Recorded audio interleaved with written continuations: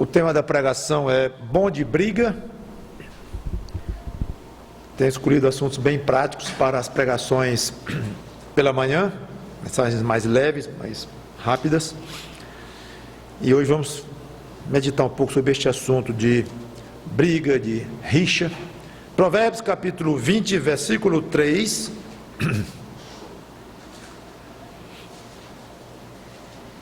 Provérbios capítulo 20, versículo 3.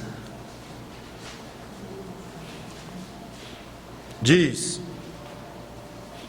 honroso é para o homem o desviar-se de contendas, mas todo insensato se mete em rixas. Vamos orar. Santo Deus, nosso bom Pai, obrigado pela Tua palavra que nos orienta em cada detalhe da vida.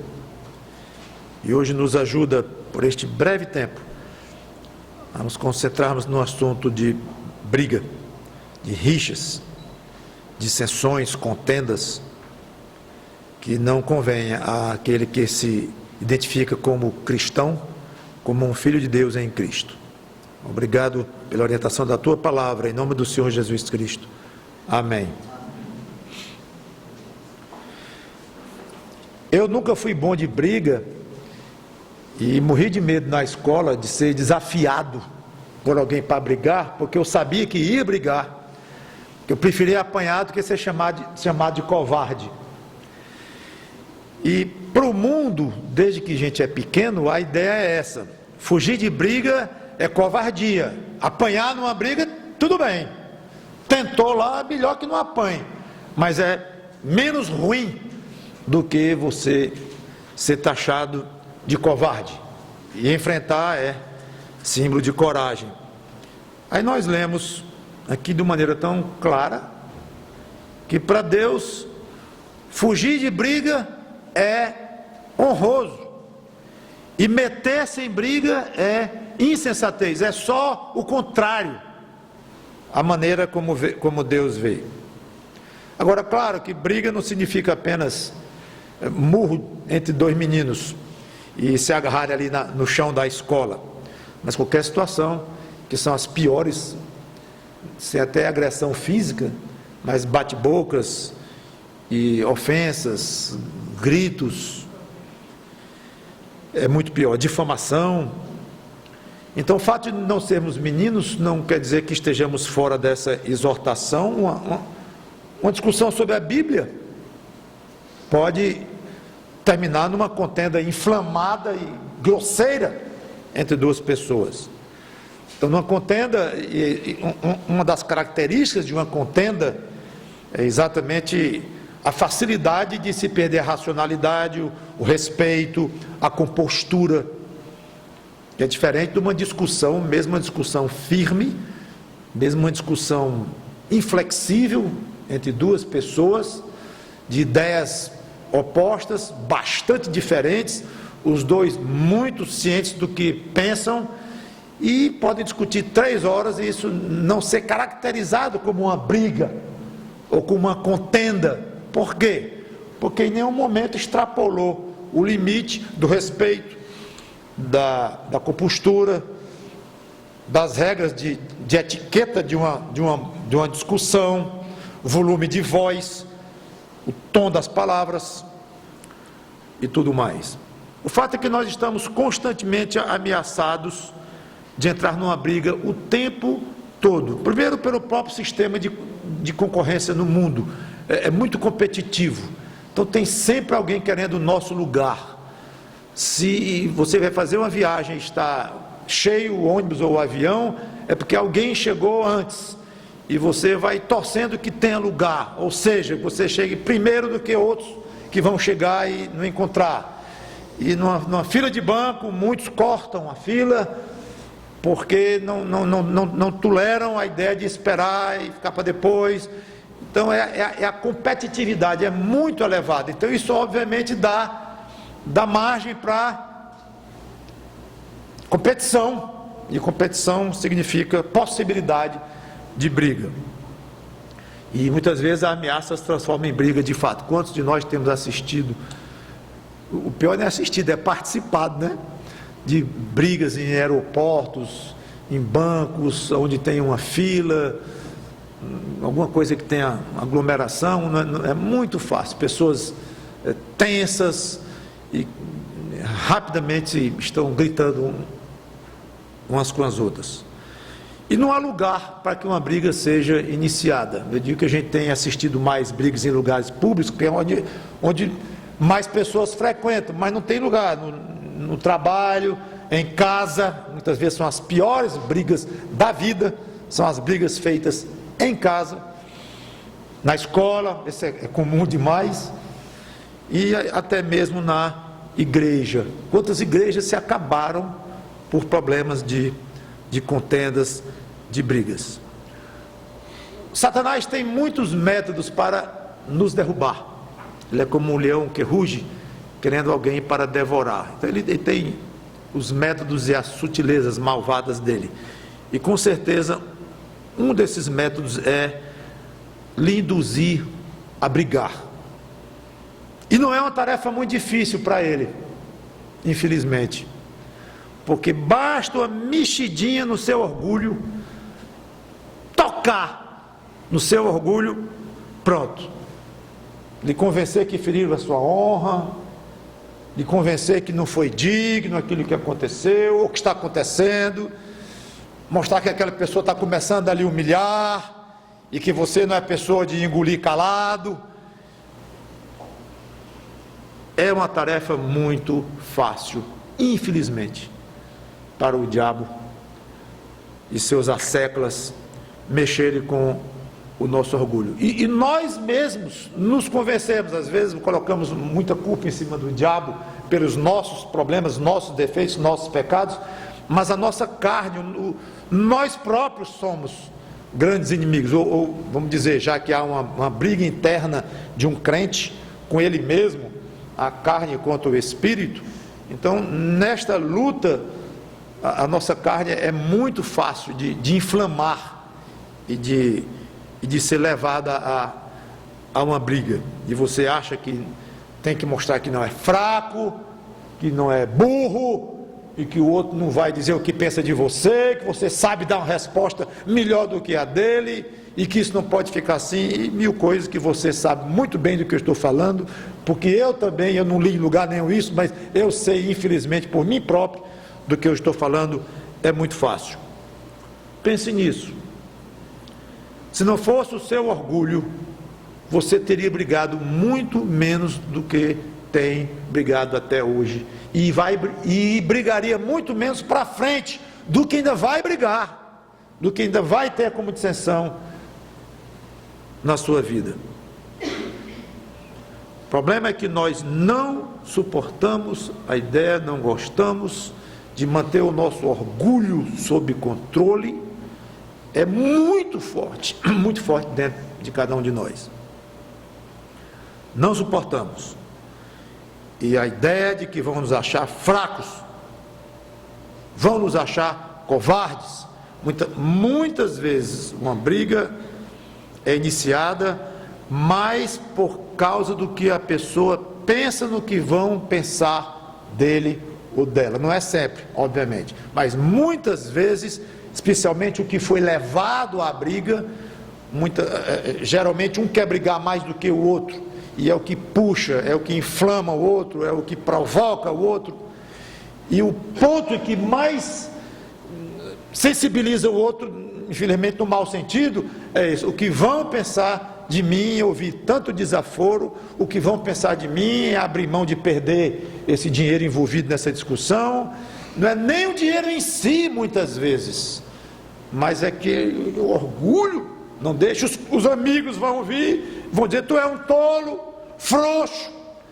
E impressionante isto, podem observar, pense nisto, antes de entrar na primeira briga daqui para frente, pense: por que eu estou entrando nessa briga? Qual é o motivo de fato?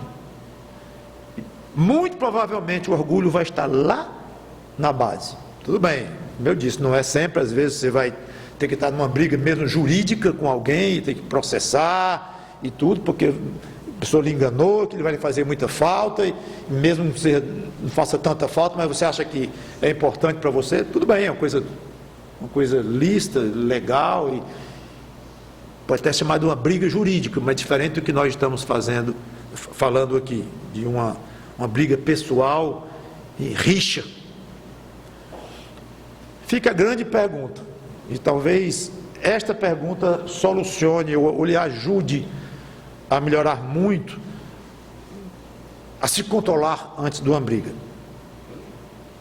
O mais importante é que as pessoas pensam de você ou que Deus pensa de você.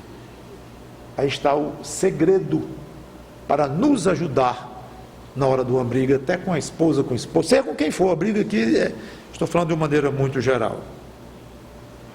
Vou ler uma passagem que é bem citada quanto a esse assunto de não dar tanto valor que as pessoas pensam.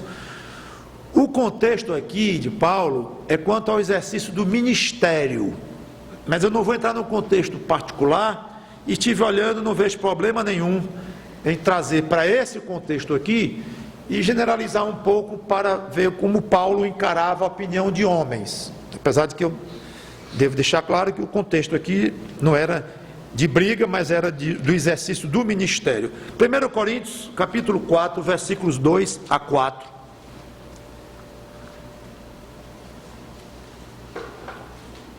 Ora, estou em 1 Coríntios 4, 2 a 4.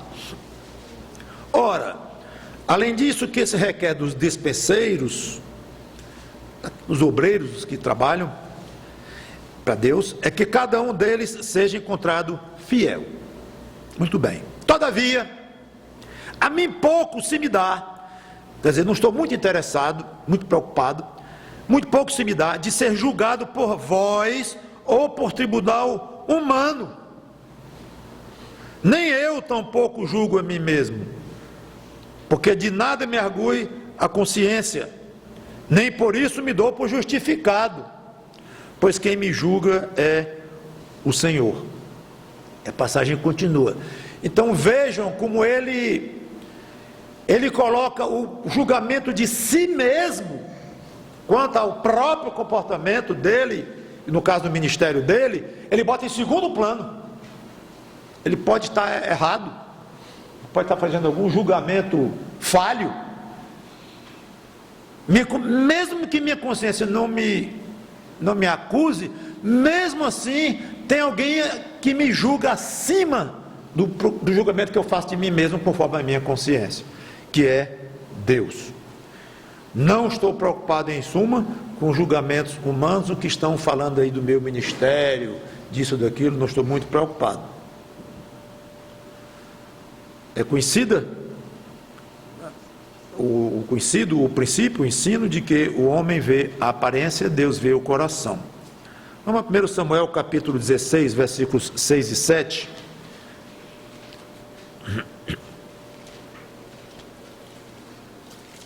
Primeiro Samuel,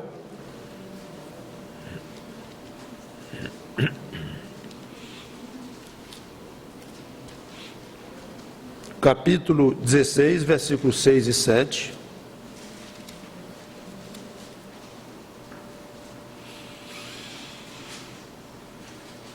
Quando Deus mandou Samuel ungir Davi para ser o futuro rei de Israel. Versículo 6 diz: porque Deus mandou Samuel juntar Jessé e seus filhos, mas não disse qual deles seria o ungido. Sucedeu que, entrando eles, os filhos de Jessé, viu a Eliabe e disse consigo: certamente está perante o Senhor o seu ungido.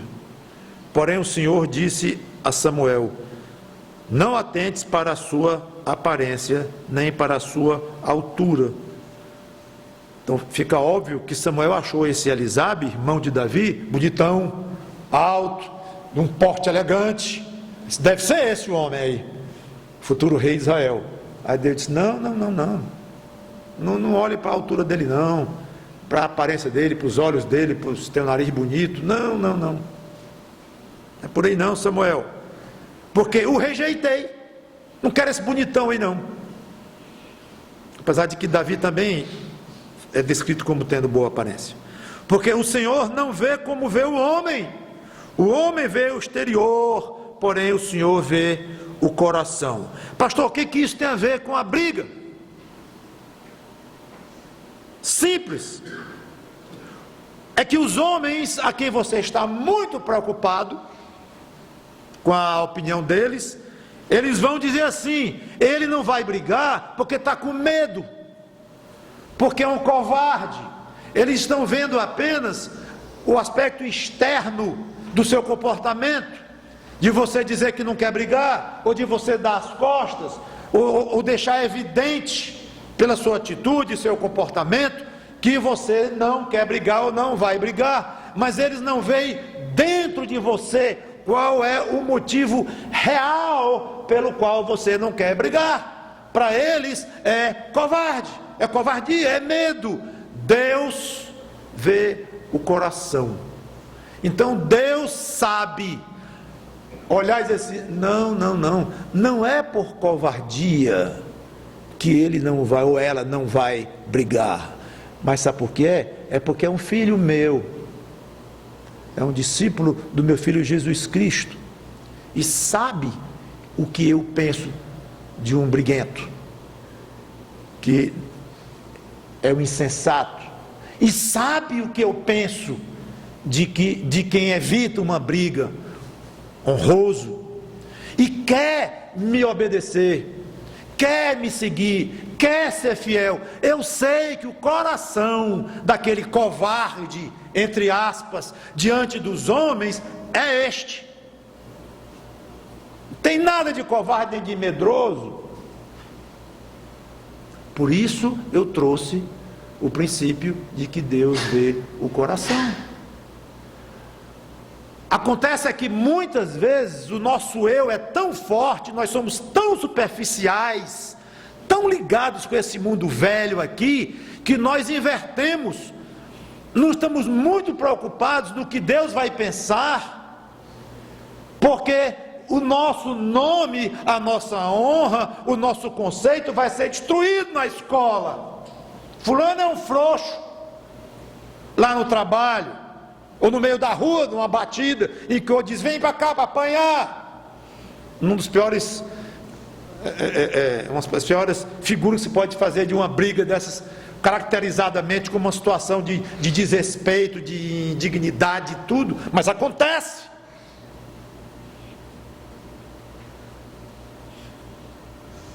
Se nós pensássemos: eu não quero saber da minha reputação aqui nessa escola, nem do meu trabalho lá, e nem no meu condomínio lá, em que o síndico lá me humilhou de todo jeito, fez o que quis de mim de lá, eu me levantei e disse que ia me retirar, que aquilo não era ambiente para mim, e saí, mas não entrei na briga, e dizendo todo tipo de injustiça comigo. Tudo bem, vão dizer que eu fui covarde, mas eu prefiro que o meu Deus olhe para mim e diga: honroso, gostei de você, servo bom e fiel, serva boa e fiel, porque não foi insensato ou insensata em partir por uma briga, como eu vi lhe chamaram e lhe cutucaram com vara curta, como se diz. Então fica a ideia plantada, eu gostaria, na sua mente, no seu coração: quando estiver na iminência de uma briga, pergunte: por que eu quero brigar? E o que eu vou causar diante de Deus? Não vou dizer nem a impressão, porque Deus não tem impressão, Deus tem certeza, né? O que Deus vai ver em mim, lá no meu coração. E já encerrando, um segredo bem prático, para evitar a briga, próprio livro de Provérbios 17 e 14.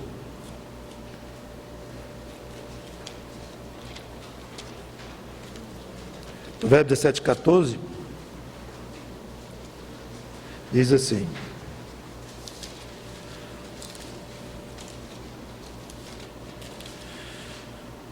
como o abrir-se da represa, assim é o começo da contenda. Desiste, pois, antes que haja rixas. Ou seja, o segredo prático é: foge logo. E a figura é óbvia aqui. Um grande arrombamento de uma enorme represa que causa um prejuízo tremendo no local e alaga tudo e invade casas e tudo.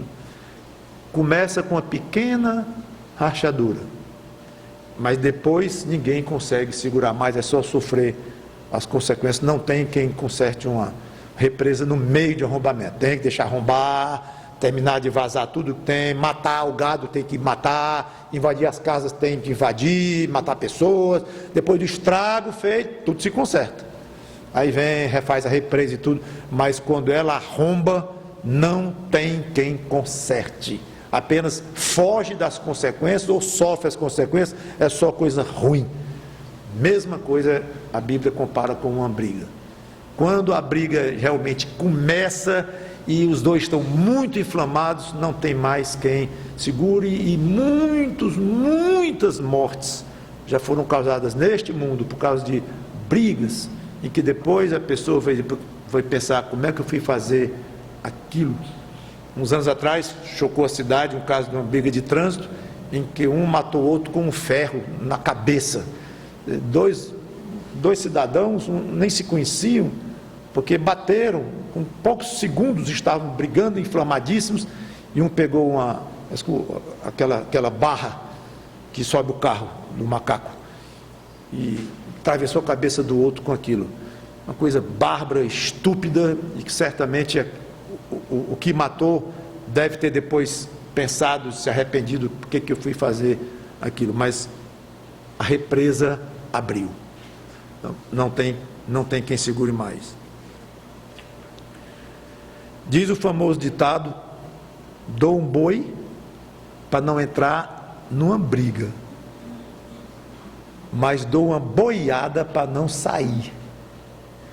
Esse ditado é muito interessante. Eu não gosto de briga, prefiro não entrar numa briga, dou um boi para não entrar, mas se eu entrar, meu amigo, não tem quem me tire, porque o meu gado todinho eu não dou, aliás eu dou para não sair, perco tudo que eu tenho, eu vou à falência, mas eu acabo com esse desgraçado, pode levar meu gado todo, mas eu não saio. Mas não era você que tinha raiva de briga, que dava um boi para não entrar numa briga, agora está dando a boiada inteira para não sair, agora eu não quero mais conversa. Isso acontece muito. Talvez a solução seja, dê logo uma boiada para não entrar, e fuja da briga. Peça a Deus ajuda. E eu não quero que você associe o que eu estou dizendo somente com brigas no meio de uma rua, ou de dois meninos na escola, mas em casa. Em casa, briga de marido e mulher é coisa feia quando se torna realmente uma briga. Podem discutir, podem trocar ideias, podem ficar horas conversando com discordâncias profundas sobre educação de filho, sobre se vão morar em casa ou apartamento, se aceita aquele emprego novo ou não. Podem conversar demais, trocar ideias, até de uma maneira tensa. Isso não pode ser caracterizado como briga, mas uma conversa dura e séria. Mas às vezes vira briga mesmo, tão briga quanto a do meio da rua, e às vezes voa panela. Às vezes voa panela. Então, tenham muito cuidado com tenhamos nós, todos, muito cuidado com as brigas. Eu me lembro, para vergonha minha, quando eu ficava com raiva do meu irmão mais velho, eu pegava uma faca, imagine, e saía correndo atrás dele, e ele se trancava no banheiro. Detalhe, maior do que eu, e bem mais forte do que eu, mas era mais sábio do que eu. Bom, primeiro, enfrentar uma faca não é todo mundo que está disposto, mas ele me desarmaria com muita facilidade. Houve uma fase que ele era bem maior do que eu, hoje somos iguais, mas na época não. E eu estovado, com raiva, com ódio, doido pelo meu irmão, apaixonado pelo meu irmão, e saía com a faca atrás dele, coisa patética. Agora é bom olhar para trás e dizer, isso aqui ficou lá atrás, e apenas contar assim como quase uma curiosidade de um menino irresponsável. Mas quando nós não somos meninos irresponsáveis, mas somos adultos irresponsáveis, e em vez de uma faca, se leva uma língua afiada para uma esposa que a gente ama, um marido que a gente ama, um filho que a gente quer, e amigos que a gente quer, e fere numa briga e depois fica arrependido. Briga não serve para nada. Que Deus nos abençoe e vamos fugir dela como a Bíblia aconselha. Vamos orar. Obrigado, Senhor Deus, pela Tua palavra, que de uma maneira tão simples, tão direta, que uma criança entende, nos ensina a fugir da briga. E nos ensina que Tu olhas coração e não aparência. E nos ensina que devemos Te obedecer e Te agradar. E nos ensina que ao fugirmos de uma briga, estamos fazendo exatamente isto, Te obedecendo, Te agradando, considerados por Ti como honrosos, e o contrário como insensatos, se entrarmos numa briga tola. Em nome do Senhor Jesus Cristo, pedimos e agradecemos. Amém.